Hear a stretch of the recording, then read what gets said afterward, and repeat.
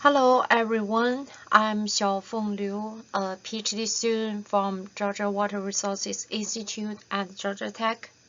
Today I'll give a presentation entitled Chlorophyll A Estimation in Lakes using Multi-Parameter Sound Data.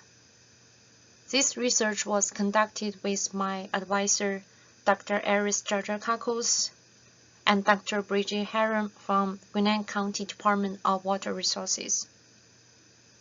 At the beginning, I'm going to talk about the background and objectives of our research, and also show you a little bit about the fieldwork we've done in the past 2 years. Then we'll jump to the part we really want to share with you, which is about new approach to improve the accuracy of in situ chlorophyll A measurements using sounds. First of all, why is this study important? Algae blooms have been a significant worldwide concern in freshwater lakes and reservoirs because they are known to elevate lake turbidity, produce harmful toxins, lower oxygen levels, and kill fish.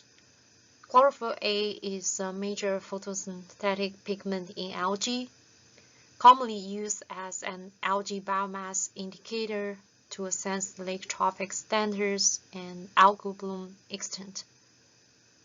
Chlorophyll A can reliably be determined through lab analysis of water samples, but this process is quite time-consuming and costly.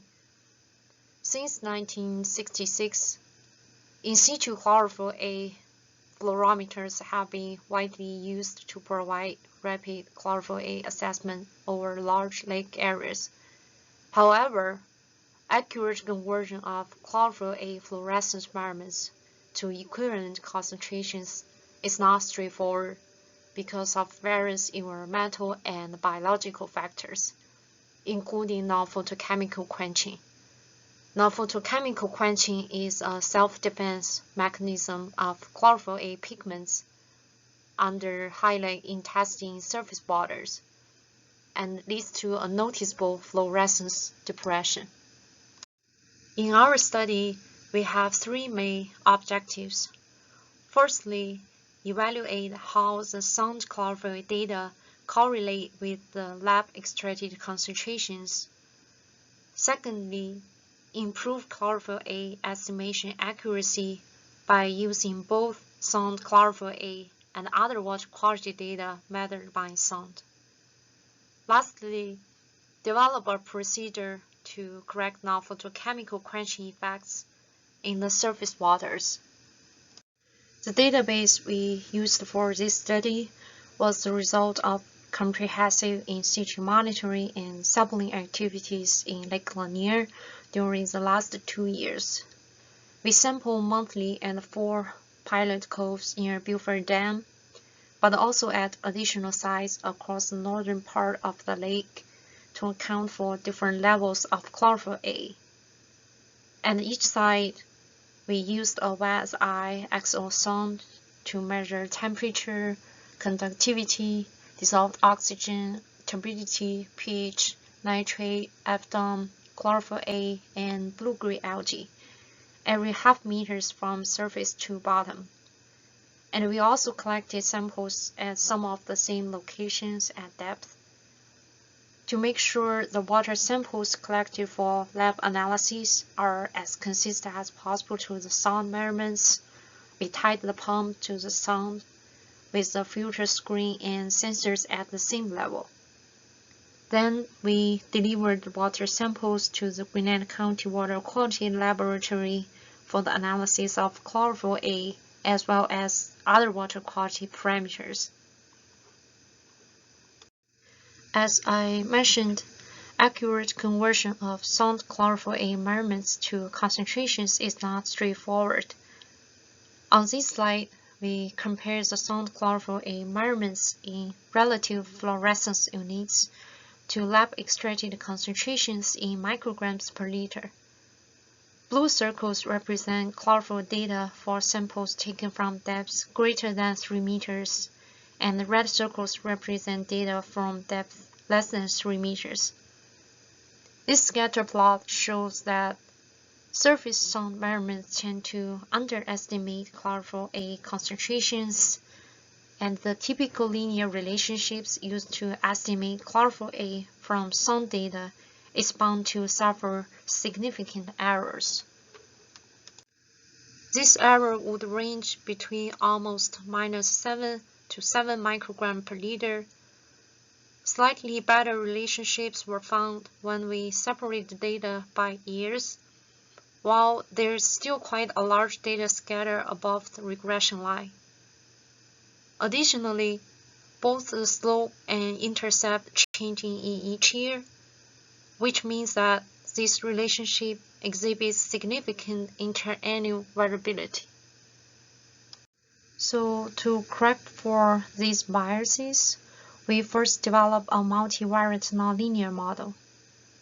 Some measured chlorophyll A as well as other some measured water quality parameters are considered as predictors candidates.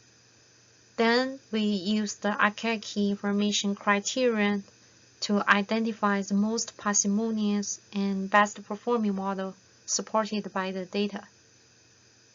The chlorophyll A measurements during 2018 and 2019 were used for model calibration, while those of 2020 for model testing and validation.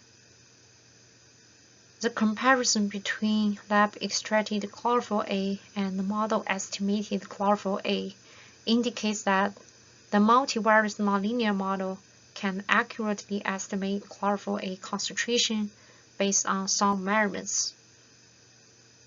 The adjusted R-square and correlation coefficient are higher than 0.95. The root mean of errors is below 0.8 microgram per liter.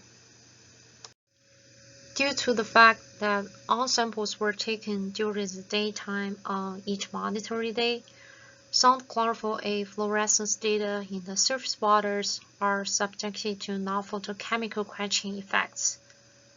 Therefore, we developed and applied a second level of bias correction. This process aims to, number one, identify the deepest depth potentially impacted by the non-photochemical quenching effects, and number two, correct the quenched fluorescence in the surface waters. This figure presents three suites of multi-parameter profiles: sound chlorophyll A fluorescence, dissolved oxygen, temperature profiles, and discrete lab extracted chlorophyll A concentrations, which are represented by open black circles, blue line, red line, and filled black dots respectively. These three plots represented three most typical profile patterns during the sampling periods. In panel A, a sound chlorophyll A fluorescence gradually increased from the surface to 8 to 9 meters, where a deep chlorophyll A maximum developed and then declined sharply from this depth downward. In panel B, chlorophyll A was nearly constant from the surface to 9 meters in terms of lab concentrations. In panel C, all parameters are quite uniform throughout the water column. We developed a correction method which is suitable for all three types. Firstly, we determine the oxygen mixed layer depth based on the oxygen profile, where the oxygen chain rate is greater than 0.2 milligram per liter per meter. Secondly, within the mixed layer, we find the depth where the fluorescence maximum is, which is also the deepest depth affected by non-photochemical quenching effects. Finally, we quench the fluorescence using the fluorescence maximum. Corrected fluorescence is marked by black stars. As you can see, the correspondence between the corrected data and the lab measurements improves considerably. We applied non-photochemical quenching correction for all surface water samples and estimated chlorophyll A concentrations using our estimation model. For comparison purpose, We also made the estimation directly using uncorrected chlorophyll A fluorescence. These two scatter plots show the comparison between lab-extracted chlorophyll A concentrations and model estimated concentrations during two sampling periods. It is noted that uncorrected fluorescence, which is marked by black circles, can significantly underestimate the chlorophyll A concentrations in surface waters. The proposed method effectively reduced the bias with a root mean of errors less than 0.95 microgram per liter. This slide compares the estimated chlorophyll A concentrations, which is marked by red dots, using our twofold correction method, and lab-extracted chlorophyll A in 3 different seasons of 2020.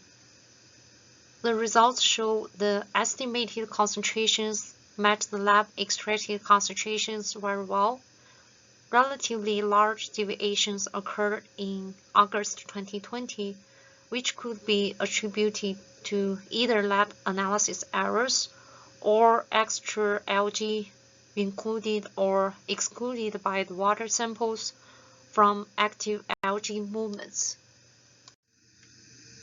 In conclusion, fluorometers have been widely used as a rapid tool to measure chlorophyll A in lakes and reservoirs.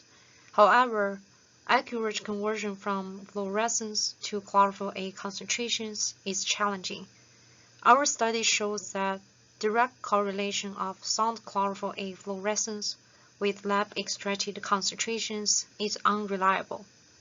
However, the estimation bias can be reduced through nonlinear relationships and the use of concurrent Sonde measurements of other water quality parameters. Bias due to quenching effects can be reduced by correcting the quenched fluorescence with the fluorescence maximum in the oxygen mixed layer. The proposed method can effectively address in situ fluorometer bias, rendering measurements suitable for algal bloom and regulatory compliance assessments. Finally, we are grateful to our project sponsors, the Gwinnett County Department of Water Resources and the Georgia Water Resources Institute at Georgia Tech. Thank you.